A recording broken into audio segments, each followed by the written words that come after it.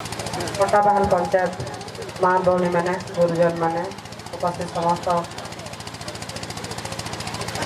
विभिन्न पंचायत सरपंच समिति समस्त को आज कार्यक्रम में अभिनंदन जनाऊे समस्त मोर नमस्कार। माननीय मुख्यमंत्री प्रति पंचायत रु डेभलप करवार गोटे उद्देश्य रखीछन जेनटा कि सारा ओडिशा रे पंचायत स्तर में डेभलपर काम चली। विगत दिन में प्रति पंचायत को 50 लाख टंका लेखा दि जाइए। आम पटाबाहाल अनेक विकासमूलक काम चली। आगामी दिन आहरी अनुदान दि जावा जेनटा कि आम ये अंचल विकास लगी सहायक हवा। आपण मैंने समस्ते मोर सरपंच समिति वार्ड मेंबर समस्ते प्रपोजाल दे पारे आम अंचल विकास लगी अंचल डेभलप लगी जेनटा दरकार जेनटा बड़ प्रोजेक्ट अच्छे मुझे सब बेले मुख्यमंत्री के जनाऊे और प्रोजेक्ट आसूचे भी जेनटा आम मोर मैडम कहते सरपंच मैडम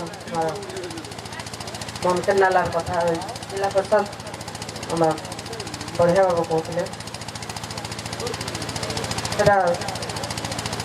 माननीय मुख्यमंत्री नेतृत्व में 187 कोटी टंका एप्रुव होते टेंडर हेल्ले कि काम हवा और निश्चित भाव अंचलवासी ये प्रोजेक्ट माध्यम उपकृत हे। जामुनपाली गोटे बैरेज माननीय मुख्यमंत्री नदी भितर गोटे पानी के संरक्षण करवार लगी गोटे प्रोजेक्ट बनईन जेनटा कि किसी दिन आगु माननीय मुख्यमंत्री निजे सब देते बहुत जल्दी से भी काम आरंभ होगा। इसमें 40,000 लोग उपकृत हो पारे हमार जामुनपाली बैरेज में। माननीय मुख्यमंत्री का उद्देश्य आम प्रति पंचायत डेभलप काम आपण मैंने जानून और जहाँ भी असुविधा रही जाइए आम आगे से काम मैंने करमा आज सचेतनता दिवस उद्देश्य है। आगामी निर्वाचन में निश्चित भाव में माननीय मुख्यमंत्री फिर थे ओडिशार मुख्यमंत्री हेबे। जेन प्रकार योजना ओडिशावासी लगी प्रतिदिन योजना पर योजना चली आमर ओडिशावासी सुविधा लगी मैंने शिक्षा स्वास्थ्य परिवहन आमर जीवन मेन रेखा है जीवन रेखा जेनटा कि प्रति पंचायत विकास धारा चली।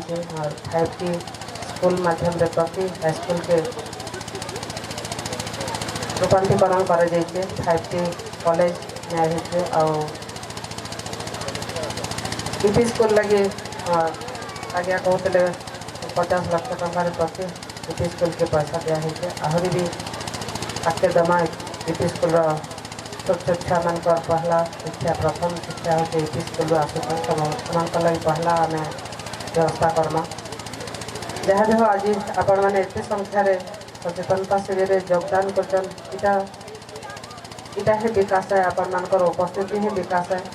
आपण मैंने माननीय मुख्यमंत्री संगे रहो और विकास धारा आम पटाबाहाल के आगे नु जहाँ भी प्रोजेक्ट होगा जहाँ भी आपण मान उपदेश निर्देश आम निश्चित भाव आपण मान संगे अच्छे पटाबाहाल विकास संगे अच्छे समस्त को आज कार्यक्रम में अशेष धन्यवाद नमस्कार।